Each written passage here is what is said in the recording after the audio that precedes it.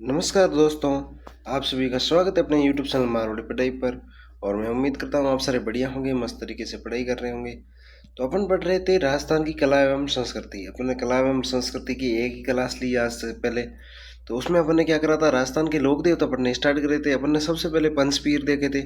पंचपीर के बाद में अपन ने गोगा जी महाराज को देखा था। गोगा जी जो लोक देवता उनको देखा था। 5 पीरों में कौन कौन से आते हैं, तो अपन को मैंने 2 चीजें याद करने को कहा था। एक तो अगर आपको ये वाली लाइन याद हो जाए तो और भी बेहतर है। बाकी मैंने आपको अलग से याद भी करवाया था कि बाबूजी, रामदेव जी और गोगा जी, 3 तो ये हो गए। और उसके बाद हड़बू जी और मेया जी, ये 2 और है, तो 5 हो जाएंगे टोटल। और सबसे बड़ी जो चीज़ आपको याद रखनी है वो रखनी है कि तेजा जी महाराज पंच पीरों में नहीं आते। तेजा जी ऑप्शन देगा ना, सीधा सीधा क्वेश्चन पूछेगा कि कौन कौन से लोग निम्नलिखित में से कौन से लोग देवता पंच पीरों में शामिल नहीं है। तो उसमें ऑप्शन तो वो कोई भी दे सकता है, लेकिन 99% चांस है कि वो तेजा जी ही देगा। तो अपन को वो लाइन अलग से याद रखनी है और इन 5 को तो याद रखना ही है। ये 5 याद है, तो इनके अलावा कोई भी आ जाए तो उनको वही अपना आंसर होगा। तो गोगा जी महाराज, ये गोगा जी महाराज देख लिए थे। गोगा जी महाराज के ये सारे सारे अपने नोट्स बनाए थे। सारे के सारे नोट्स मैंने आपको टाइप मैंने कहा था आप साथ साथ में नोट्स बना देना। इसके बाद अपन ने यहाँ तेजा जी स्टार्ट करे थे। तेजा जी की अपन ने क्या स्टोरी पढ़ ली थी। स्टोरी मैंने आपको सुनाई। स्टोरी सुनाने के बाद में अपन ने ये सारी चीज़ें देखी थी। तेजा जी से संबंधित स्थल ये सारे के सारे आपको मैंने बता दिए थे। इसके बाद अपन पढ़ेंगे आज बाबू जी। सबसे पहले अपन देखेंगे बाबू जी। बाबू जी जैसे ही पूरे हो जाएंगे, इसके बाद अपन देखेंगे रामदेव जी। ये है रामदेव जी से संबंधित सारी चीज़ें। इसके बाद अपन देखेंगे हड़बू जी सांकला। और हड़बू जी सांकला देखने के बाद में बाकी क्या देखेंगे अपन कल वाली क्लास में। तो अभी अपन पढ़ना स्टार्ट करेंगे बाबू जी महाराज को। बाबू जी को हमने पढ़ा नहीं था। जैसे ये लोक देवता कंप्लीट हो जाएंगे, मतलब जैसे ये अपन जो ऊपर पढ़ रहे हैं, फिर वो क्या है जो एनसीईआरटी है, जो 10th क्लास की जो चल रही है, अपन उसको भी नीचे की साइड सारी की सारी देखते रहेंगे साथ साथ में। जैसे ही बाबू जी हो जाएंगे दोबारा बाबू जी पढ़ लेंगे। जैसे ही रामदेव जी पढ़ेंगे, रामदेव जी के बाद में ये किताब पढ़ लेंगे। तो अपन पढ़ रहे हैं बाबू जी। अगर आपको और भी जैसे राजस्थान जियोग्राफी पढ़नी है तो उसकी भी अपन ने प्ले लिस्ट बना रखी है। राजस्थान की जियोग्राफी की भी इतने ही शानदार नोट्स बनाए जा रहे हैं, तो आप जाके उससे जुड़ जाइए। और सबसे बढ़िया चीज़ है कि मारवाड़ी में अगर मैथमेटिक्स पढ़नी हो तो उसके लिए भी अपने प्ले लिस्ट बना रखी है, जिसमें मारवाड़ी में सीटी के लिए मैथमेटिक्स पढ़ाई जा रही है। और बाकी हिंदी पढ़नी है तो हिंदी के पहला अपन टॉपिक करवाते हैं, उसके बाद अपन क्या करते हैं कि 20 से 30 क्वेश्चन 40 क्वेश्चन लेके आते हैं। ठीक है, अब देखते हैं अपन सबसे पहले बाबू जी को। तो बाबू जी राठौड़, इनका जन्म देखो, अपन वो सन तो सारे के सारे याद करने ही होंगे, क्योंकि देखो आजकल नया ट्रेंड चला है क्या है? क्योंकि देखो 24.5 लाख फॉर्म भरे गए हैं सीटी के, तो उनको तो लेने हैं 6 से 7 लाख, अधिकतम 6 से 7 लाख मैं आपको अधिकतम बता रहा हूँ। तो बाकी के जितने हैं उनको तो 40% बढ़ाने देना ही नहीं है ना। तो अब वो क्या कर रहे हैं, लोक देवता में बाकी सारी चीजें सारे बच्चों ने पढ़ रखी है। तो अब वो क्या करते हैं कि क्रम वाइज पूछते हैं कि जन्म के हिसाब से क्रम बताओ। अब जैसे कि अपन को तेजा जी दे देंगे, गोगा जी दे देंगे, रामदेव जी दे देंगे, तो अपन को क्या जन्म तिथि याद होगी तब ही अपन सारे करवाएंगे।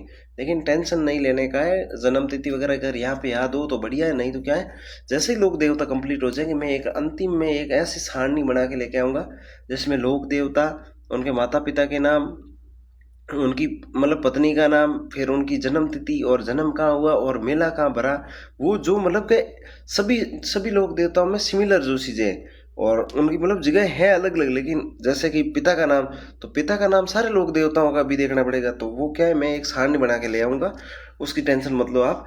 तो ये सारी चीज़ें अपन वहाँ पे साथ में देख लेंगे। तो लेकिन अभी जो चीज़ें पढ़नी है वो तो पढ़नी है। तो जन्म हुआ कहाँ, 1239 ईस्वी में। कब हुआ, 1239 ईस्वी में।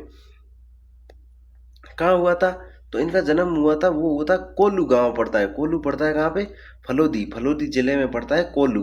तो ये याद रखना है, यहाँ पे इनका मेला भी भरता है चैत्र अमावस्या को। तो ये कोल्लू तो याद रखना ही रखना है। कब हुआ था, 1239 ईस्वी में, कोल्लू में। कोल्लू पड़ता है फलोदी में। इनके पिता का नाम, इनके बाबूजी राठौड़ है, तो इनके पिता का नाम है धांधल जी राठौड़। क्या है, धाधल जी, धांधल जी राठौड़। ठीक है, याद रख लेना, धांधल जी राठौड़, धांधल जी राठौड़। माता का नाम, माता का नाम है इनका कमला दे। इनकी माता का नाम क्या है, कमला दे। गुरु, तो इनके गुरु जो है वो है समृत भारती। ये याद रखना आप अलग से, इनके गुरु है समृत भारती। बाकी ज्यादातर लोक देवताओं के गुरु है वो है गोरखनाथ जी, ठीक है। तो इनके गुरु का नाम क्या है? समृत भारती। और इनकी पत्नी का नाम था फूलम दे या सुप्यार दे। इसके एक ही नाम, मतलब एक ही लेडी थी, उनके दो नाम थे, एक थे फूलम दे, एक थे सुप्यार दे। तो फूलम दे यानी कि, जैसे कि आपको मैं याद करवाऊँ इनकी पत्नी का नाम, फूल, फूल तो आप समझ ही गए होंगे रोज, फूल मदे, मेरे को फूल दे, मेरे को फूल दे, तो फूलम दे, फूल, आप फूल याद रखना। और सु प्यार दे, सु और प्यार दे का मतलब होता है मारवाड़ी भाषा में देना, प्यार तो समझ ही गए होंगे आप। और सु आगे लगाए तो मतलब सु यानी अच्छा होता, बेहतर। एक होता सु, एक होता कु, कि सुपुत्र कुपुत्र, कुपुत्र यानी बुरा बेटा, सुपुत्र यानी अच्छा बेटा। तो इस तरीके से आप ये नाम याद रख लेना। फूलम दे, ये फूलम दे जो है वो है अमरकोट के राजा सूरजमल सोडा की पुत्री, अमरकोट के राजा सूरजमल सोडा की पुत्री। तो अमरकोट देखो, अमरकोट के अमरकोट है, अमरकोट के बहुत से लोग देवताओं की पत्नियां अमरकोट से होगी। और अमरकोट है ये वर्तमान में पड़ता है पाकिस्तान में। अमरकोट कहाँ पड़ता है वर्तमान में? पाकिस्तान में पड़ता है ना। इनकी शादी तो पहले हुई थी, तो पाकिस्तान तो 1947 में बना था। 14 अगस्त को पाकिस्तान आज़ाद हुआ था, 15 अगस्त को ये अपने भारत आज़ाद हुआ था। मैं आपको एक मतलब ये क्वेश्चन पूछ लेता हूँ ऐसे रैंडमली, ये क्वेश्चन है कि अपन आज़ाद हुए थे अंग्रेजों से। अपन आज़ाद किससे हुए थे? अंग्रेजों से। तो जब अपन 15 अगस्त मनाते हैं तो अपन पाकिस्तान का नाम क्यों लेते हैं? जबकि आज़ाद तो अपन किससे हुए थे? अंग्रेजों से हुए थे ना आज़ाद तो अपन पाकिस्तान को क्यों रेलते हैं? तो ये बता देना आप, अगर हो सके कमेंट में बता देना, आपके पास इसका जवाब हो तो। सहयोगी, इनके जो सहयोगी, इनके मतलब जो साथी थे, उनका नाम क्या क्या था? सांदा, डेमा, हरमल, राइका। राइका जितने भी नाम आ जाए उसमें लोग देवता आएंगे अपने बाबूजी। राइका जहाँ भी आपको नाम दिखे वहां पे आप कर देना बाबूजी। ये है सांदा, संदा मामा, डेमा, डेमा डैम बना होता है बांध, तो डेमा, सांदा और हरमल राइका। इनकी बहन है, इनकी बहनों का नाम था पेमा बाई। पहली बहन थी उनका नाम था पेमा बाई, दूसरी थी सोना बाई। सोना और पेमा, ये हो गए। इसके बाद इनकी घोड़ी, इनकी जो घोड़ी थी उनका नाम था केसर कालमी। ये याद रखना बहुत इंपॉर्टेंट है, केसर कालमी। केसर कालमी जो घोड़ी थी वो थी देवल सारनी की। अब मैं आपको इनकी स्टोरी सुनाता हूँ। क्या है कि बाबूजी जो जा रहे थे वहाँ पे जा रहे थे, मतलब शादी में, खुद इनकी खुद की शादी थी। तो ये क्या इसको बोलते हैं परिणीजने, परिणीजने। वो अपनी खुद की शादी में ही जा रहे थे। तो वहाँ पे क्या है कि राज मतलब हर किसी के ये रिवाज होता है कि तोरण, मतलब तलवार से तोरण को टच करना होता है। तोरण एक है ना, ऐसे रेड कलर के ये होते हैं, इसके ऊपर ऐसे बड़ा हुआ होता है तोरण, तो उसको क्या करना होता है? टच। तो बाबूजी के जो ससुराल वाले थे वो मजाक करने के लिए मतलब क्या तोरण थोड़ा ऊपर ऊपर की तरफ लगाया। तो बाबूजी लेके गए थे घोड़ी, लेके गए थे केसर कालमी। ये थी देवल सारनी की। किसकी थी? देवल सारनी की थी। घोड़ी जब लेके गए थे तब उस तोरण को मारने के लिए, तो बाबूजी मतलब ऐसे तो कोई नॉर्मल घोड़ी होती तो पहुंच नहीं पाती, लेकिन केसर का आलमी ने बाबूजी की इज्जत बचाने के लिए क्या करा, ये जो बना हुआ था तोरण, यहाँ पे कहीं पे इस घोड़ी ने पैर रखे और पूरी की पूरी पीछे वाले दो पैरों पे ऐसे खड़ी हो गई। खड़ी हो गई तो बाबूजी ने वो तोरण मार दिया, तो बाबूजी का ऑरा वो जो था वो प्लस 9,999 हो गया। घोड़ी केसर का आलमी, देवल साहनी ने क्या घोड़ी इनको दे दी। इनको घोड़ी दी, इनका बहन हुई था, बाबूजी का बहन हुई था, उसका नाम था जींदराव खिसी। बाबूजी की बहन हुई का क्या नाम था? जींदराव खिसी। ये कहाँ का था? ये था जायल नागौर का। जायल नागौर का था। इसने क्या करा, पीछे से देवल सारनी की गाय सुरा ली, देवल सारनी की गाय सुरा ली। तो देवल सारनी भागी भागी गई बाबूजी के पास। बाबूजी उस टाइम क्या थे? फेरों में बैठे थे, फेरों में 7 फेरे लेने होते न। तो तब फेरे हो रखे थे तीन, तीन फेरे तो हो रखे थे कंप्लीट, चौथा फेरा चल रहा था, यानी कि आधा हो रखा था। तो बाबूजी 3.5 फेरे छोड़ के उनकी गाय बसाने के लिए गए थे। 3.5 फेरे ही लिए थे उन्होंने। तो बाबूजी के जो भक्त होते हैं वो क्या करते हैं? 3.5 फेरे ही लेते हैं। इनके बहनों का नाम था जींदराव किसी, इन्हीं से इनका युद्ध हुआ था जायलनागौर में। फेरे वो लेते हैं 3.5, 3.5 यानी कि 3 से ही 1/2, 1/2 यानी कि आधा, ये हो गया। ये अवतार, अवतार भी अब मैं आपको सारणी में याद करवाऊंगा, है ना। अवतार, अवतार क्योंकि बहुत से लोग देवताओं के, जैसे ये है लक्ष्मण जी के, रामदेव जी हैं। और रामदेव जी किसके हैं? रामदेव जी रामदेव जी है नहीं, ये है लक्ष्मण जी के। रामदेव जी है कृष्ण जी के। रामदेव जी, कृष्ण जी के, तो अपन को क्या है कि जिनके जिनके अवतार है वो भी अपन साथ साथ में देखेंगे ताकि क्या कन्फ्यूजन ना हो। कार्य कार्य मारवाड़ में सर्वप्रथम ऊंट लाने का श्रेय, मारवाड़ क्षेत्र है उसमें सबसे पहले जो ऊंट लेके आए थे वो लेके आए थे बाबू जी। इसीलिए इनको क्या कहा जाता है, ऊंटों का देवता कहा जाता है। जब ऊंट बीमार पड़ता है तो राई का बाबू जी की पूजा करते हैं, तो वो भी अपन आगे देखेंगे। देवल साहनी की गायों की रक्षा हेतु अपने जीवन का बलिदान दिया था इन्होंने। इन्होंने अपने बहनों से युद्ध लड़ा था, उसका नाम था ढेसू का युद्ध। ढेसू का युद्ध लड़ा था 1276 में, 1276 में लड़ा था। 1239 में इनका जन्म हुआ था और 1246 में 1276 में इन्होंने युद्ध लड़ा, यानी कि कुल मिला के 37 वर्ष की उम्र में ढेसू का युद्ध हुआ था 1276 ईस्वी में। कहाँ हुआ था? फलोदी में। और किन के मध्य हुआ था? तो वो हुआ था बाबू जी और इनके बहनोई जींदराव किसी के मध्य। बाबू जी के भाई थे बूढ़ो जी। बाबू जी के भाई कौन थे? बूढ़ो जी। बूढ़ो जी अपन ने पहले ही देख लिए थे एक बार, गोगे जी के ससुराल वगैरह के पक्ष पढ़ा था, तब अपन ने बूढ़ो जी देखे थे। बाबू जी के भाई का नाम है बूढ़ो जी। बूढ़ो जी और बाबू जी दोनों क्या हो गए? वीर गति को प्राप्त हो गए।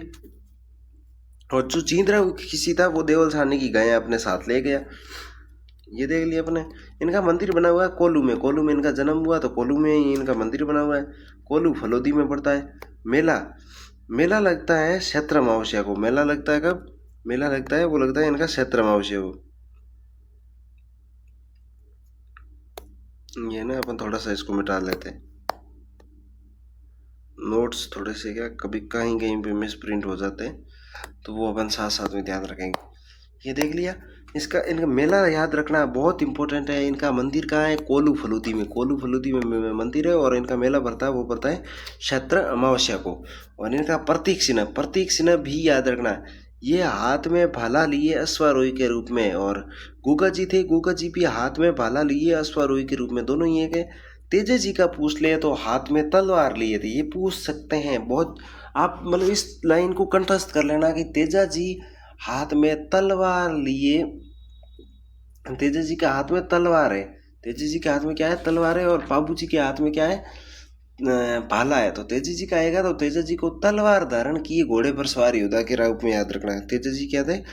घोड़े पर सवार थे और उनके हाथ में तलवार थी। बाबू जी के हाथ में भाला था। ये था इम्पोर्टेंट क्यों है? क्योंकि अभी एलडीसी का एग्जाम हुआ था, उसमें ये पूछा था और उसमें 80% बंदे तेजा जी करके आए थे। क्योंकि तेजा जी की जब आप तस्वीर देखोगे तो उसमें क्या है? हाथ में भाला लिया हुआ है। और जब अपन तेजा जी के गाने सुनते हैं तो उसमें कहते हैं कि इन्होंने अपने भाले से क्या करा था? नाग को बाहर निकाला था। जो आगे नाग जल रहा था उसको बाहर निकाला था भाले से। तो तलवार का क्या किताब में दे रखा है, तो अपन को किताब वाला याद रखना है। वो भी एनसीईआरटी में दे रखा है तो याद रखना पड़ेगा। प्रतीक चिन्ह देख लिया। और दूसरा प्रतीक क्या है? बाईं ओर पाग झुकी हुई। बाईं ओर क्या है? पाग यानी पगड़ी। बाईं ओर झुकी हुई पाग। और भाला दो ही रूप में अपन ने देख लिया था। और इनके उपनाम में है, तो इनका उपनाम है वो है ऊँटों के देवता। ऊँटों के देवता मैंने आपको बता दिया था। सबसे पहले मारवाड़ में ऊँट लेके आए थे बाबू जी। प्लेग रक्षक देवता, प्लेग रक्षक, ये बीमारी होती है उसके रक्षक देवता है वो है ये बाबू जी। गो रक्षक देवता सारे देवताओं के आगे ही लगेगा। हाड़ फाड़ के देवता, ये आप याद रखना, काला और बाला के देवता हैं वो है तेजा जी महाराज। और हाड़ फाड़ का कहते हैं, हाड़ फाड़, तो वो है अपने बाबू जी। ये हो गए। इनके अनुयायी होते हैं वो होते हैं राठौड़। इनके अनुयायी कौन होते हैं? राठौड़ होते हैं। राठौड़ होते हैं सारण होता है। सारण क्या? सारण दो जाति होती है। एक तो होती है जाटों में सारण, जाटों में जो सारण होती है वो होती है ये। और एक राजपूतों में होती है सारण ये। जैसे आपने सुना होगा अपने तारानगर के सुभाष जी सारण, वो ये सारण है राजपूत, ठीक है। और दूसरे इनके अनुयायी कौन है? राठौड़ है, सारण है और रायका है। रायका, रेबारी, देवासी, ये तीनों एक ही जाति है। इनके तीन नाम है, रायका, रेबारी, देवारीसी।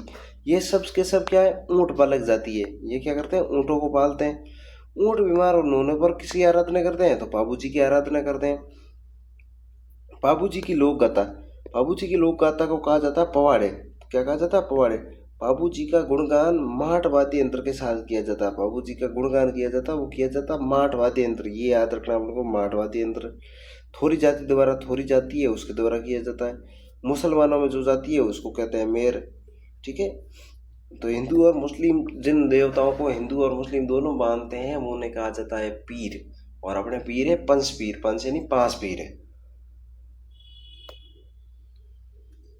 अब अपन को याद रखनी पाबू जी की जीवनी किसने लिखी। तो पाबू जी की जीवनी जो लिखी है वो लिखी है पाबू प्रकाश। पाबू जी की दो जीवनी है। पाबू जी की पहली जीवनी है पाबू प्रकाश। पाबू प्रकाश ये बहुत ज़्यादा इंपॉर्टेंट है। तो ये लिखी है मोरजी आसिया। कौन? मोरजी आसिया। और पाबू जीरा छंद, पाबू जीरा छंद है वो लिखे हैं बीटू मियाँ जी।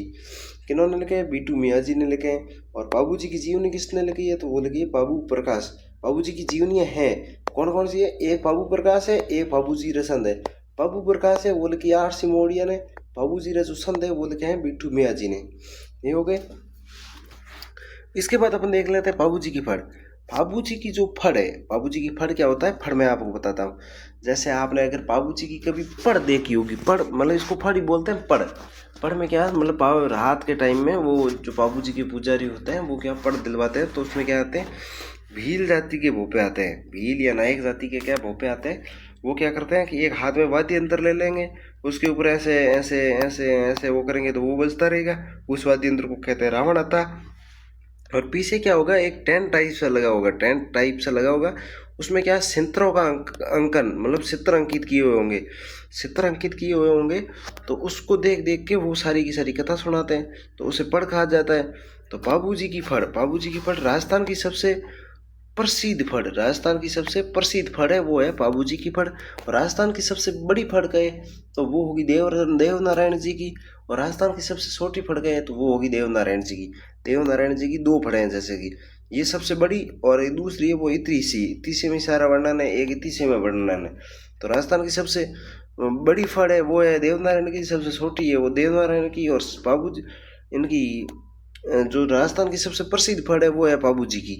ठीक है। भाषण करता है इनके नायक जाति के भोपे, भोपे होते हैं वो भील या नायक जाति के होते हैं। वाद्य यंत्र होता है रावणता, ऐसे वीणे टाइप से होता है, वीणे टाइप का ऐसा होता है। इसके ऊपर ऐसे ही कुछ ऐसा बना रखा होता है, वो हाथ से ऐसे ऐसे घसते रहते हैं।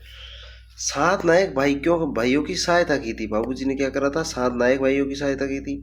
बाबूजी की आराधना में कौन सा नृत्य किया जाता है? बहुत ज़्यादा इंपॉर्टेंट है, बहुत ज़्यादा इंपॉर्टेंट है। बाबूजी की आराधना में थाली नृत्य किया जाता है। रामदेव जी की आराधना में तेरे ताली नृत्य किया जाता है। ये याद रखना है। बाबूजीरी बात, बाबूजीरी बात है वो है श्रीमती लक्ष्मी कुमारी सुंडावत।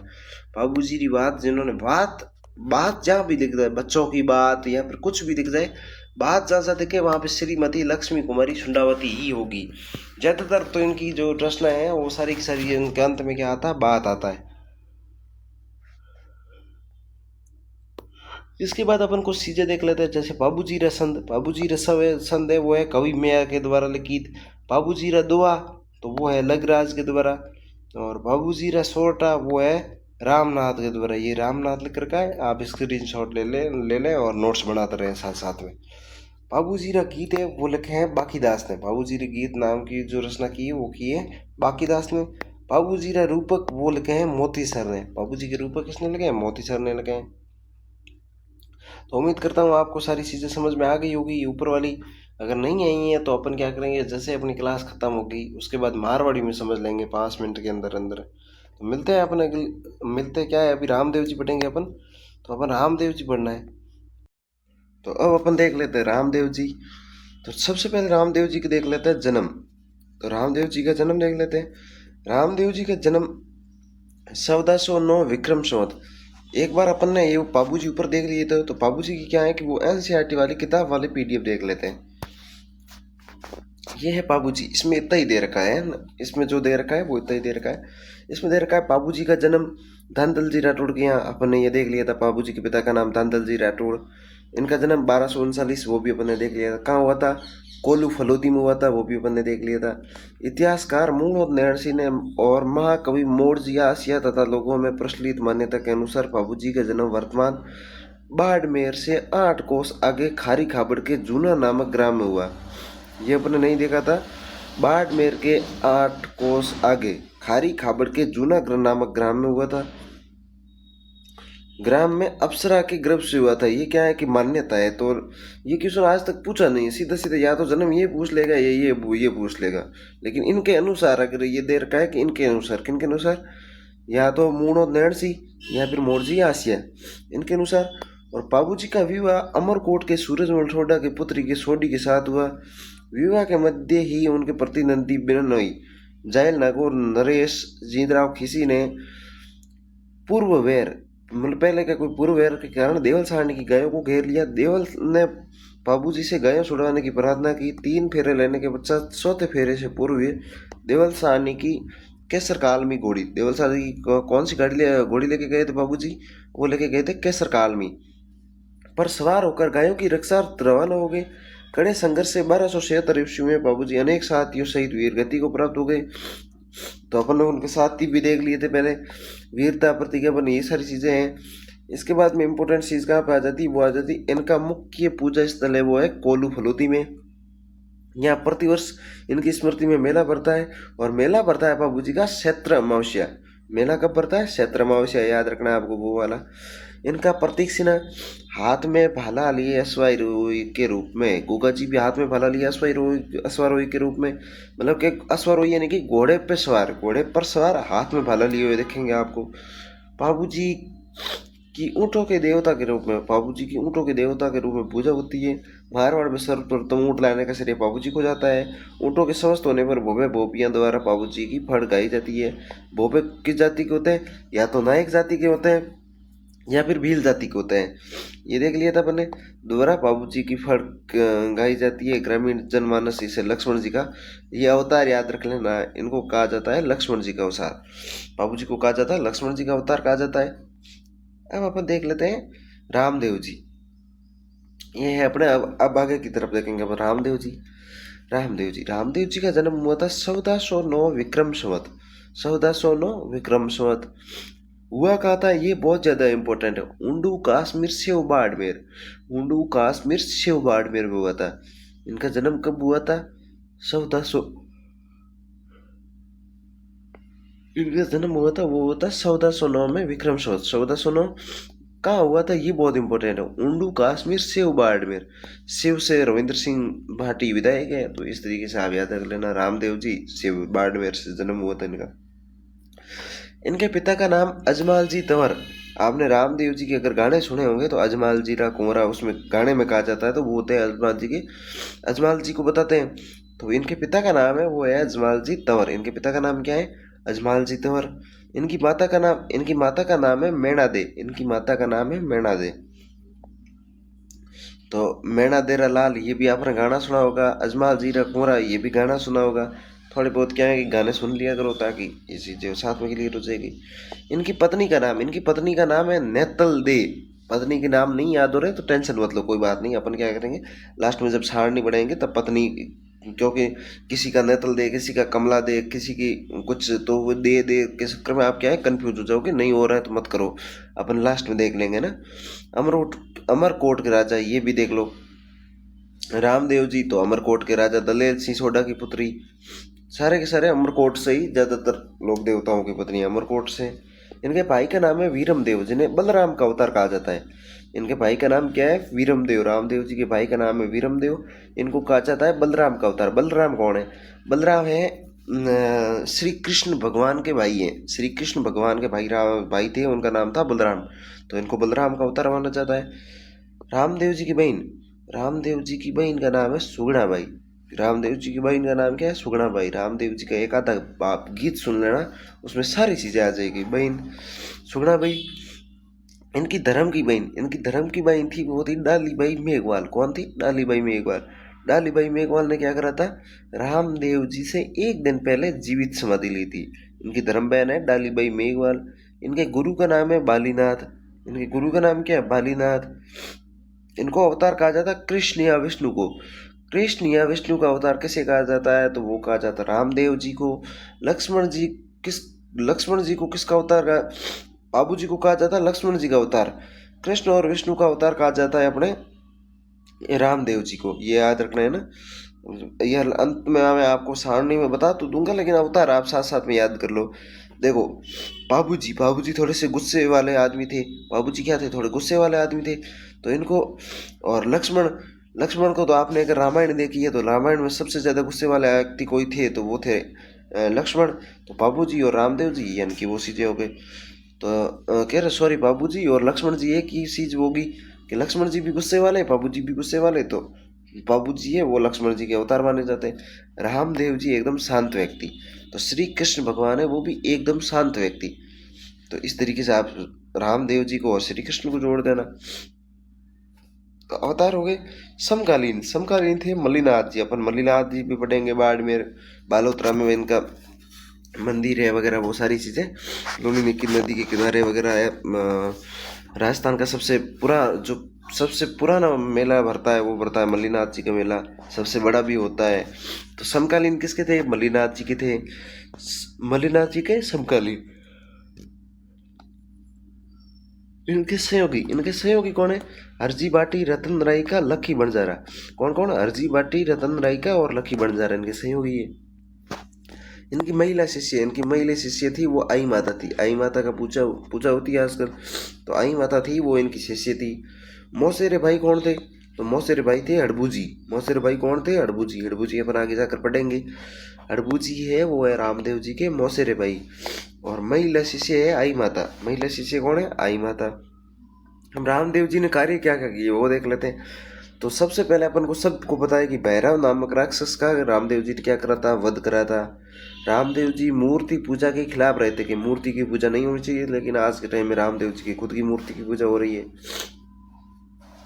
समाज में छुआछूत भेदभाव जैसी, छुआछूत को ही भेदभाव कहा जाता है, जैसी बीमारियों को मिटाने का कार्य किया। मतलब ऊंच नीच की जो भेदभाव किया जाता था उसको मिटाने का कार्य किया। परसा बावड़ी का निर्माण करवाया था। परसा बावड़ी का निर्माण कहाँ करवाया था? जैसलमेर में। रामदेव जी का मुख्य मंदिर कहाँ है? तो वो पोखरण जैसलमेर में। तो ये परसा बावड़ी का मंदिर भी रामदेव जी ने क्या करवाया? जैसलमेर में। बाड़मेर में तो सिर्फ इनका जन्म हुआ है।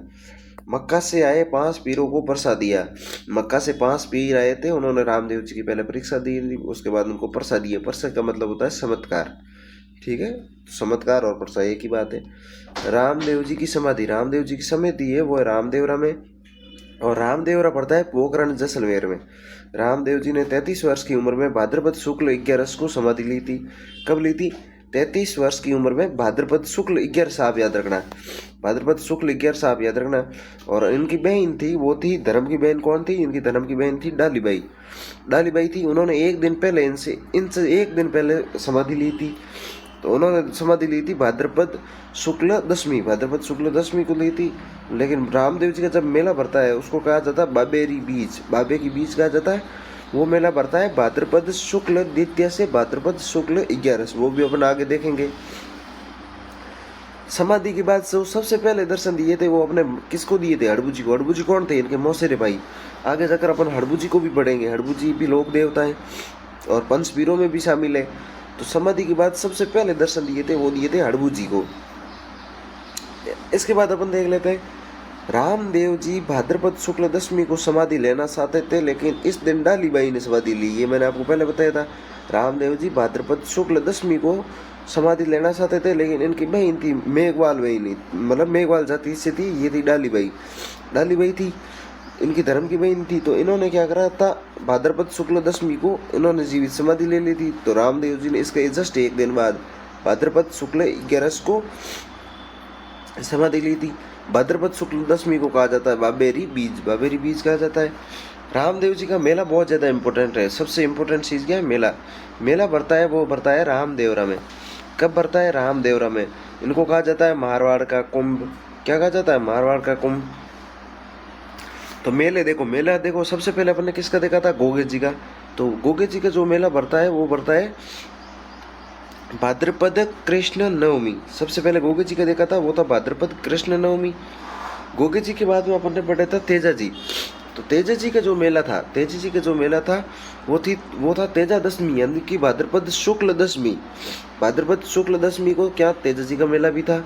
तेजा जी के बाद में अपन ने पढ़ा था पाबू जी। पाबू जी का मेला है वो है चैत्र अमावस्या। पाबू जी का मेला कब पड़ता है?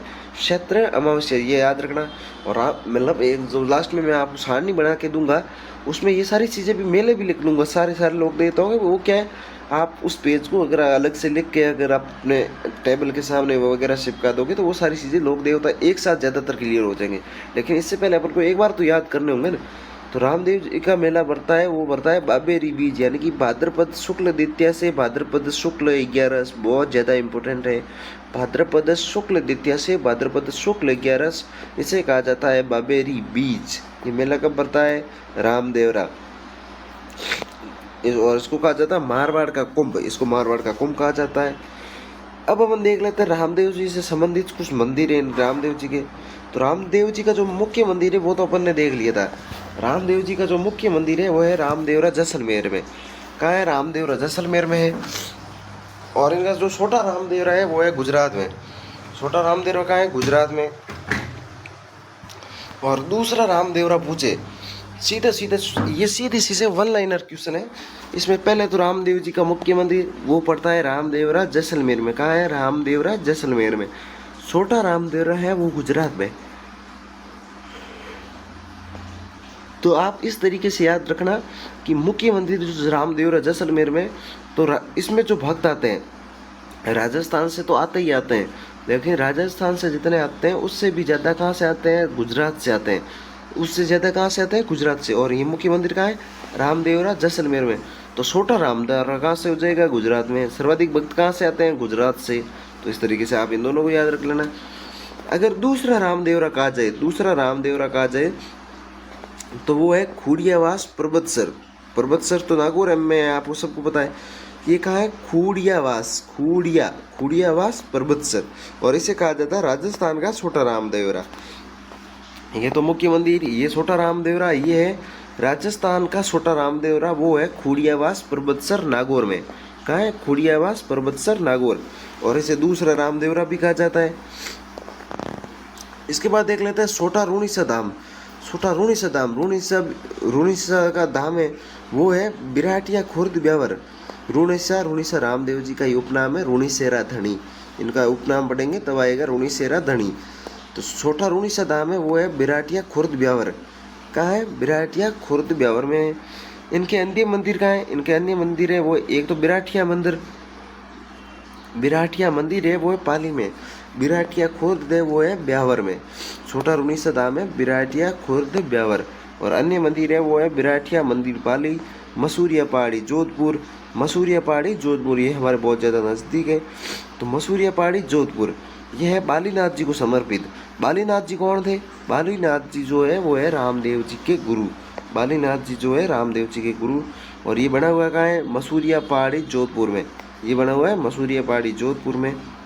इस मसूरिया पहाड़ी पर एक वीर की मतलब बनी हुई है मूर्ति, जिसपे क्या है? घोड़े पर एक वीर सवार है। तो एक बार क्वेश्चन पूछा गया था, वो मूर्ति है वीर दुर्गादास राठौड़ की। वीर दुर्गादास राठौड़ की, उन्होंने जसवंत सिंह को जोधपुर का राजा बनाने के लिए 30 साल संघर्ष किया। और जैसे ही वो राजा बने तो इनको यहाँ से निकाल कर मध्य प्रदेश में भेज दिया था। तो वो चीज़ें, तो बिराटिया मंदिर पाली देख लिया। मसूरिया पहाड़ी जोधपुर में मंदिर बना हुआ है, तो वो है बालीनाथ जी को समर्पित। और बालीनाथ जी कौन है? रामदेव जी के गुरु है। इसके अंदर रामदेव जी की भी मूर्तियाँ हैं। अब अपन देख लेते हैं रामदेव जी के उपनाम। सबसे पहले क्या देखेंगे? रामदेव जी के उपनाम। रामदेव जी के उपनाम में एक तो रामसा पीर। तो पीर जहाँ भी दिखे वो है मुसलमानों द्वारा दिया गया नाम। गोगे जी का था गोगा पीर। रामसा पीर रामदेव जी के जो मुस्लिम भक्त हैं उन्होंने दे रखा है रामसा पीर। और ये है रामदेव जी का उपनाम। लेकिन कौन कहते हैं? मुस्लिम कहते हैं। इसके बाद में रुणीसेरा धनी। रुणीसेरा धनी, तो ये तो क्या है? रामदेव जी कहिएगा आप, मतलब एक गीत सुन लेना कभी कभार, तो उसमें ज़्यादातर चीज़ें आ जाएगी। रुणीसेरा धनी, मैणा देरा लाल और अजमाल जीरा कंवरा। तो इससे क्या चीज़ें क्लियर हो जाएगी कि इनके पिता का नाम ये है, इनके पिता का नाम ये है, माता का नाम ये है। तो उपनाम में क्या? रामसा पीर। जहाँ पे भी पीर दिखे तो वो देते हैं नाम मुस्लिम भक्त। कौन देते हैं? मुस्लिम भक्त देते हैं। रुणीसेरा धनी ये मैंने आपको बता दिया। पीरों के भी पीर। नेतल का भरतार। नेतल दे कौन थी? इनकी पत्नी थी, तो नेतल का भरतार। कुष्ठ व हैजा निवारक देवता, ये कौन है? कुष्ठ व हैजा निवारक देवता कहा जाता है इनको। और सबसे इम्पोर्टेंट है वो है सांप्रदायिक सद्भावना का प्रतीक। ये है सांप्रदायिक सद्भावना के प्रतीक। इनको सांप्रदायिक, इनका जो मेला पड़ता है वो भी सांप्रदायिक मेला पड़ता है। हिंदू मुस्लिम दोनों लोग आते हैं। इसके बाद में अपन क्या करते हैं, रामदेव जी की थोड़ी शब्दावली देख लेते हैं। शब्दावली यानी कि सीधे सीधे क्वेश्चन पूछेगा, रामदेव जी का नेजा तो कि पसरंगी ध्वजा, रिकिया क्या होते हैं तो मेघवाल भक्त होते हैं, तो वो अपन एक बार देख लेते हैं। नेजा, नेजा क्या होता है, रामदेव जी की पसरंगी ध्वजा यानी कि 5 रंगों की जो ध्वजा होती है उसे नेजा कहा जाता है। इसके बाद देख लेते हैं रिकिया। रिकिया क्या होता है, रिकिया होते हैं मेघवाल भक्त, रिकिया होते हैं मेघवाल भक्त। ब्यावले क्या होते हैं, ब्यावले, ये सीधा सीधा पूछा जाएगा ब्यावले, तो ये है गीत और भजन, रामदेव जी के गीत और भजन जो गाए जाते हैं उनको ब्यावले कहा जाता है। इसके बाद में अपन देख लेते हैं पगलिया। पगलिया तो आप समझ ही गए होंगे, पगलिया है वो है प्रतीक चिन्ह, इनके प्रतीक चिन्ह है वो अपन इनके मतलब किसी छोटे बच्चे के पैर के निशान, पैरों के जो निशान कहीं पे अगर जैसे किसी कलर में करके वो जमीन पे टिकाए जाते हैं, जहाँ पर जो चिन्ह बनते हैं उनको कहा जाता है प्रतीक चिन्ह। तो इनका प्रतीक चिन्ह है वो है पगलिया, इनके प्रतीक चिन्ह क्या है, पगलिया है। पगलिया मतलब पैरों के निशान, समझ गए। जम्मो, ये सीधे सीधे मतलब अपन शब्दावली देख रहे हैं, तो जम्मो क्या होता है, तो जम्मो होता है रात्रि का जागरण, रात्रि में जो जागरण होता है उसको जम्मो कहा जाता है, ठीक है, ये देख लिया। बाद में देख लेते हैं अपन एक सबसे इम्पोर्टेंट चीज़ है वो है इनकी रचना। रचना का नाम है, इनका रचना का नाम है वो है 24 बाणियाँ, इनकी रचना का नाम क्या है, 24 बाणियाँ। तो आप यहाँ से याद रख लेना, बढ़िया बढ़िया तो आपने सुना ही होगा, 24 बढ़िया। और ये एकमात्र लोक देवता हैं जो कवि भी थे, रामदेव जी एकमात्र लोक देवता हैं जो कवि थे। तो इन्होंने एक रचना की थी, उस रचना का नाम है 24 बाणियाँ हो गया। और सबसे इम्पोर्टेंट चीज़ ये भी याद रखना, पंथ, रामदेव जी ने कौन सा पंथ चलाया, रामदेव जी ने जो पंथ चलाया उसका नाम है कामड़िया। ये जो शब्दावली है सारी की सारी आपको कंठस्थ होनी बहुत ज़्यादा जरूरी है, क्योंकि ये सारे के सारे क्वेश्चन बार बार पूछे गए। इनकी रचना 24 बाणियाँ ये भी पूछी गई, और ये एकमात्र लोक देवता कवि भी हैं जब इन्होंने रचना की है, क्योंकि रचना जितने भी लोक देवता पढ़ेंगे उनमें से ये एकमात्र लोक देवता है जिन्होंने खुद रचना की है, ये हो गया। और पंथ जो इन्होंने चलाया तो उस पंथ का नाम था कामड़िया, इस पंथ का नाम कई बार पूछा गया तो कामड़िया। और इनकी आराधना में 13 ताली नृत्य किया जाता है, थाली नृत्य किया जाता है बाबू जी की आराधना में, और 13 ताली नृत्य किया जाता है वो किया जाता है रामदेव जी की आराधना में। तो आप ये याद रख लेना। इनके वाहन, इनका वाहन क्या था, इसको नीला भी, नीलो देखो अपने गोगा जी के जो पढ़ा था वाहन, गोगा जी की वाहन था वो थी नीली, क्या थी, नीली घोड़ी, नीली घोड़ी थी। रामदेव जी की है नीलो, या तो नीलो घोड़ा, लेकिन ज़्यादातर जो पूछा अगर पूछा तो सीधा सीधा ऑप्शन में दे रखा होगा लीलो घोड़ो, लीलो घोड़ो दे रखा होगा। बाकी रेवत भी कहा जाता है इस घोड़े को, रेवत, ये तीनों ही इस उनके उपनाम है, मतलब एक ही वाहन के, नीलो कहो, लीलो कहो, रेवत कहो, ठीक है। और कपड़े का घोड़ा चढ़ाते हैं, कपड़े का घोड़ा, रामदेव जी की कथा है कि रामदेव जी को जब इनके भक्तों ने बुलाया था तो वो घोड़े पे बैठे थे और घोड़ा आसमान में उड़ा था ना, ऐसा मतलब वीडियोज़ में वगैरह में आता है। तो इनको क्या करा जाता है, कपड़े का घोड़ा चढ़ाया जाता है, इनको कपड़े का घोड़ा चढ़ाया जाता है। तो इसके बाद अपने हड़बूजी सांकला पढ़ने से पहले एक बार रामदेव जी का पुनः रिवीजन कर लेते हैं, वो भी फटाफट। तो सबसे पहले अपन ने देखा था रामदेव जी, रामदेव जी को पढ़ रहे हैं अपन। इनका जन्म हुआ था 1409 विक्रम संवत। देखो जन्म अभी आप याद मत करो, क्या करेंगे अपन लास्ट में जो सारणी बना के लेके आएंगे उसमें, क्योंकि जन्म का आजकल क्या क्वेश्चन का जो ट्रेंड बना है उसमें क्या करा जाता है, जन्म नहीं पूछा जाता, स्यार लोग तो दे दे, स्यार लोग तो देवता दे देंगे सामने की तरफ, या तो उनका क्या करो, मिलान करो, या तो मिलान में तो फिर भी अपन क्या 2 का आ रहा है तो अपन सेटल कर लेते हैं। लेकिन अब सीधा सीधा पूछा जा रहा है कि इन लोक देवताओं को इनके जन्म के क्रम के अनुसार व्यवस्थित करो। तो जन्म के क्रम के अनुसार व्यवस्थित करने से पहले अपन को सारे के सारे इनके लोक देवताओं के जन्म का क्रम अपन को याद भी तो होना चाहिए ना, कि किसका जन्म कब हुआ है। तो वो अपन लास्ट में क्या है, रट्टा मारेंगे, ट्रिक से मारेंगे, कुछ भी करेंगे, वो मैं लेके आऊँगा तब अपन पढ़ेंगे। और इनका जन्म कहाँ हुआ है, इनका जन्म हुआ ऊंडू काश्मीर से बाड़मेर, बाड़मेर की रामदेव जी की एक ही चीज़ है, ऊंडू काश्मीर से बाड़मेर, बाकी की सारी जैसलमेर की चीज़ें आएंगी। इनके पिता का नाम अजमाल जी तंवर, तंवर सनाती से थे। माता थी वो थी इनकी मैणा दे। पत्नी नेतल देव जो कि अमरकोट के राजा दलेल सिंह सोडा की पुत्री थी। बाबू जी की भी अमरकोट से थी। गुजरात केर गोगा जी की भी जो पत्नी थी वो भी अमरकोट से थी। और अमरकोट है जो कि वर्तमान में पड़ता है पाकिस्तान में। इनके भाई का नाम वीरम देव है, बलराम के अवतार। और बलराम कौन है, बलराम श्री कृष्ण भाई के कृष्ण के भगवान है, श्री कृष्ण के भगवान है, कह रहे भाई है, श्री कृष्ण के भाई है बलराम, ये देख लिया। इनकी बहन का नाम है सुगना बाई, इनकी बहन का नाम क्या है, सुगना बाई। इनकी धर्म बहन का नाम है डाली बाई मेघवाल, जिन्होंने इनसे एक दिन, रामदेव जी से एक दिन पहले इन्होंने क्या करा था, जीवी समाधि ली थी। इनके गुरु का नाम है बालीनाथ। इनको अवतार कहा जाता है कृष्ण या विष्णु का। और पाबू जी को कहा जाता है लक्ष्मण जी का। ये अभी तक अपन ने ये 2 अवतार देखे हैं, तो पाबू जी को कहा जाता है लक्ष्मण का अवतार, रामदेव जी को कहा जाता है कृष्ण और विष्णु का अवतार। कृष्ण का विष्णु का वो तो एक ही है। इनके समकालीन है वो है बालोतरा के लोक देवता, वो है मल्लीनाथ जी। और सहयोगी कौन कौन है इनके? हरजी भाटी, रतन राय का, लकी बंजारा, ये सारे के सारे रामदेव जी के सहयोगी रहे हैं। इनकी महिला शिष्य है वो आई माता। आई माता पढ़ेंगे तब पढ़ा जाएगा कि मैं आई माता के गुरु का नाम तो कि रामदेव जी, और रामदेव जी की महिला शिष्य कौन थी? तो वो थी आई माता। मौसेरे भाई, इनके मौसेरे भाई हैं, उनका नाम है हड़बू जी। और रामदेव जी ने समाधि लेने के बाद पहली बार दर्शन हड़बू जी को ही दिए थे। इन्होंने कार्य क्या किए? तो भैरव नामक राक्षस का वध किया है, मूर्ति पूजा के खिलाफ रहे हैं, समाज में छुआछूत भेदभाव जैसी बीमारियों को मिटाने का कार्य किया है। वैसे कार्य तो पूछा नहीं जाएगा, है ना। कार्य रट्टा, देखो ये चीज रट्टा तो आप मारना ही मत, क्योंकि इसको एक बार देख लेना, ऐसे मूर्ति पूजा के खिलाफ रहे तो आपके मन में क्वेश्चन आएगा तो इनकी मूर्ति पूजा क्यों होती है, तो इसका जवाब तो मेरे पास भी नहीं है। भैरव नामक राक्षस का वध किया, तो ये भी याद रख लेना। ये तो मतलब नॉर्मल है, कुछ है ही नहीं, पूछा तो नहीं जाता बट देख लेना, इसमें तो कुछ है ही नहीं। परसा बावड़ी का निर्माण, ये जैसलमेर में आप याद रखना। परसा बावड़ी का निर्माण इन्होंने जो करवाया था वो करवाया था जैसलमेर। और परसा क्या होता है? परसा यानी कि चमत्कार। मक्का से आए 5 पीरों को परसा दिया था। परसा यानी चमत्कार, एक ही बात है। मक्का से 5 पीर आए थे जिन्होंने रामदेव जी की क्या ली थी, परीक्षा ली थी, तो उनमें रामदेव जी ने इनको आशीर्वाद दे दिया था। रामदेव जी की समाधि कहाँ है? रामदेव जी की जो समाधि है वो रामदेवरा जैसलमेर में 33 वर्ष की उम्र में भाद्रपद शुक्ल 11 को इन्होंने ली थी। समाधि के बाद सबसे पहले दर्शन दिए थे अपने भाई इनको दिए थे, अपने मौसेरे भाई हड़बू जी को दिए थे। रामदेव जी भाद्रपद शुक्ल दशमी को समाधि लेना चाहते थे, लेकिन इस दिन डालीबाई ने समाधि ले ली थी। कब? भाद्रपद शुक्ल दशमी, तेजा दशमी भी कहते हैं अपन, बाबेरी दशम भी कहते हैं। ये हो गया। इनका मेला भरता है, वो भरता है रामदेवरा में। कब भरता है? इसको कहा जाता है मारवाड़ का कुंभ। बाबेरी बीज तो भाद्रपद शुक्ल द्वितीय से भाद्रपद शुक्ल 11। बाबेरी बीज भाद्रपद शुक्ल द्वितीय से भाद्रपद शुक्ल 11। रामदेव जी के मंदिर, मुख्य मंदिर रामदेवरा जैसलमेर, छोटा रामदेवरा गुजरात, दूसरा रामदेवरा खुंडियावास पूर्वत्सर, रामदेवरा का राजस्थान का छोटा रामदेवरा छोटा रुणीसा तो बिराटिया खोरत ब्यावर में। देखो ये चीज़ें अगर आप सोच रहे हो यार इतनी सारी चीज़ें एक साथ कैसे याद करेंगे, उस किताब में तो छोटा ही लिख रखा है।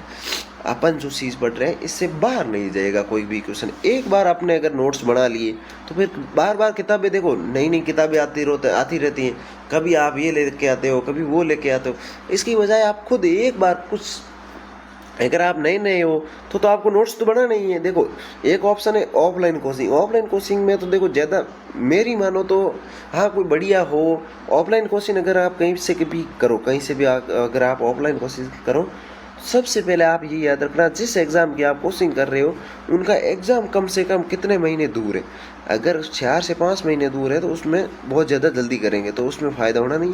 तो आप क्या करो, इन नोट्स को बेहतरीन तरीके से नोट्स बनाओ और फिर एक बार के लिए आप रट्टा मारो, चाहे लिख लिख के याद करो चाहे कुछ भी करो, लेकिन आपको ये क्या करना है, एक बार के लिए याद करने होंगे। इसके बाद जब आप पढ़ोगे तो ज़्यादा टाइम नहीं लगेगा। देखो एक सीधे सीधे लिखेंगे कि रामदेव जी का मुख्य मंदिर रामदेवरा जैसलमेर में स्थित है, नहीं तो सीधा सीधा रामदेव जी के मंदिर मुख्य मंदिर तो रामदेवरा जैसलमेर में, छोटा रामदेवरा गुजरात में, दूसरा रामदेवरा खुंडियावास पूर्वोत्तर में, इसको राजस्थान का छोटा रामदेवरा। तो ये क्या चीज़ें सारी हैं लेकिन लिखी हुई शॉर्ट में है, तो क्या कि दोबारा रिवीजन करने में बहुत ही कम टाइम लगता है। ठीक है।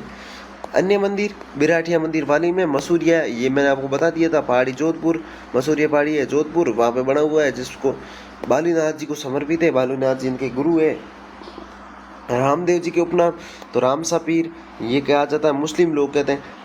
पीर अपन ने जब पढ़े थे तो 5 पीरों में पीर क्या होते हैं, पहली बात तो ये था जिन देवताओं को हिंदू व मुस्लिम दोनों धर्म के लोग पूजते हैं। तो गोगा जी के तो मंदिर में पुजारी वो हिंदू और मुस्लिम दोनों ही हैं। गोगा जी के जो मंदिर बने हुए हैं उन मंदिरों में पुजारी हैं वो भी हिंदू और मुस्लिम दोनों ही हैं। तो सबसे पहले कहाँ देखा था अपने, वो देखा था अपने धोर मेड़ी पड़ी थी, धोर मेड़ी कहो या गोगा मेड़ी कहो, वो थी नोहर हनुमानगढ़ में। कहाँ थी? नोहर हनुमानगढ़ में थी। और उस मंदिर के अंदर बिस्मिल्लाह लिखा हुआ है। बिस्मिल्लाह वो पूछा जाता है और वहाँ पे जो भक्त होते हैं वो भी होते हैं हिंदू और मुस्लिम दोनों पुजारी होते हैं, हिंदू और मुस्लिम दोनों पुजारी होते हैं। रुणेश्वर धणी, पीरो कबीर, नेतल का भरतार, कुष्ठ व हैजा निवारक देवता, ये सबसे इम्पोर्टेंट है, क्योंकि रुणेश्वर धणी आपने जरा से भी रामदेव जी के भजन सुने हैं तो आपको ये याद होगा। पीरो के पीर, ये भी आप याद कर लोगे। नेतल का भरतार, ये भी आपने गानों में सुना होगा। और सांप्रदायिक सद्भावना के प्रतीक है ही। शब्दावली तो नेजा, पसरंगी दवजा, रिखिया, मेघवाल भक्त, ब्यावले, गीत व भजन, पगलिया, इनके प्रतीक से जम्मो रात्रि जागरण होता है।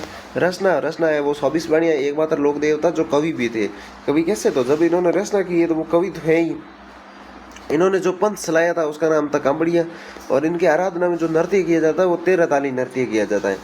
13 ताली नृत्य भी अपन करेंगे। एकमात्र लोक नृत्य है 13 ताली, जो बैठ कर किया जाता है। बार बार ये क्वेश्चन पूछा जाता है कौन सा लोक नृत्य बैठ कर किया जाता है, तो वो है 13 ताली नृत्य। और ये किया जाता है रामदेव जी की आराधना में। वाहन है नीलो या लीलो घोड़ो, आप ये याद रख लेना। और इनको कपड़े का घोड़ा चढ़ाते हैं, कपड़े का घोड़ा चढ़ाते हैं। इसके बाद अपन देख लेते हैं हड़बूजी सांकला। इनके बाद अपन देख लेते हैं हड़बूजी सांकला। ये है रामदेव जी के मौसेरे भाई। मौसेरे मतलब मामा जी के लड़के, ऐसा समझ लो आप।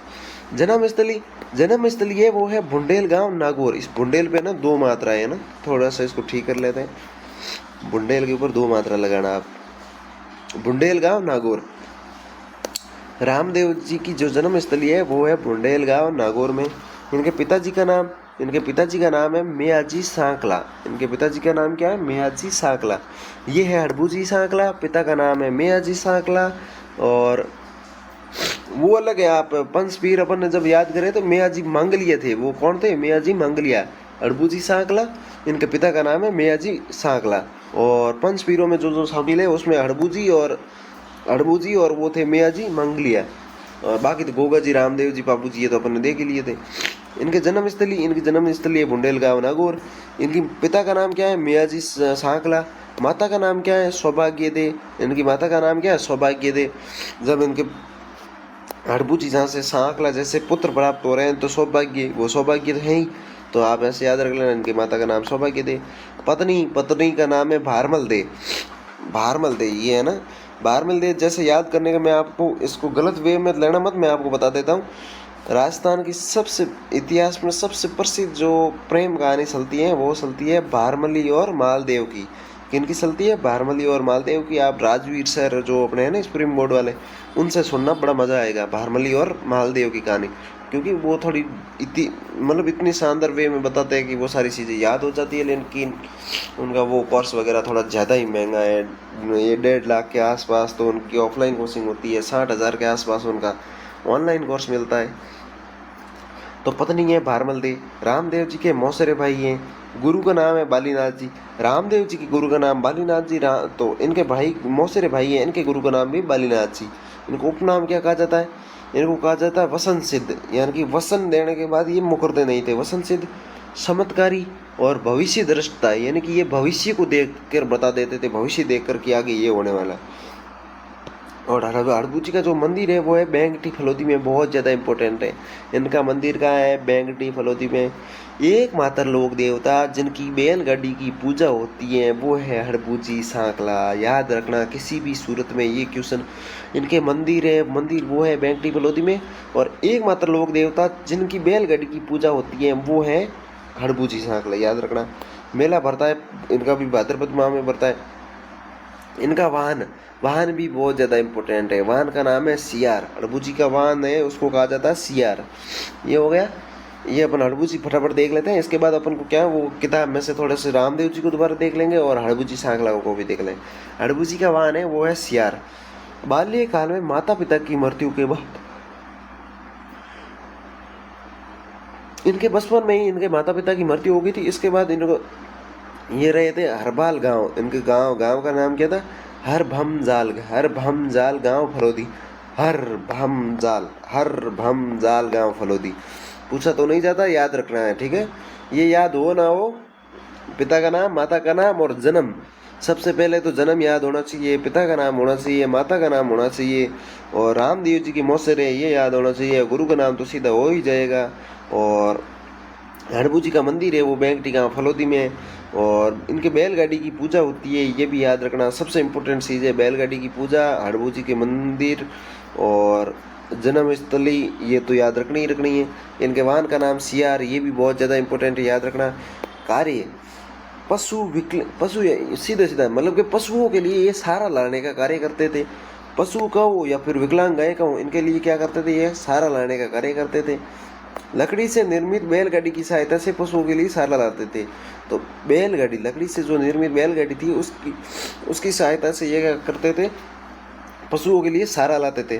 तो इनको कहा जाता है, इनकी बैलगाड़ी की क्या होती है, पूजा होती है। और ये इन सब से भी इम्पोर्टेंट है, शकुन शास्त्र के ज्ञाता किस लोक देवता को कहा जाता है, बहुत ज़्यादा इंपॉर्टेंट है। शकुन शास्त्र के ज्ञाता कहा जाता है, वो कहा जाता है इन्हीं को, किनको, अड़बूजी सांकला को।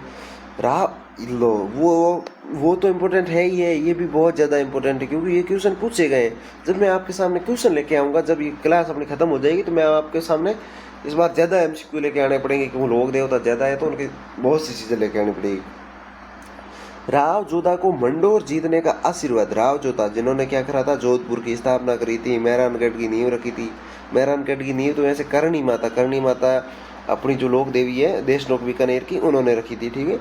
वहाँ पे एक मेघवाल को मतलब नींव में जिंदा दफनाया था। वो सारी चीज़ें जब आगे जाकर कला संस्कृति पर अपने को दुर्ग भी पढ़ने होंगे। तो राव जोधा को मंडोर जीतने का आशीर्वाद वो कठार दी थी, कठार है तलवार दी थी। पहले तो इन्होंने को मंडोर जीतने का आशीर्वाद दिया था। मंडोर क्या है, मंडोर वाली मैं आपको थोड़ी सी जल्दी से एक कहानी सुना देता हूँ।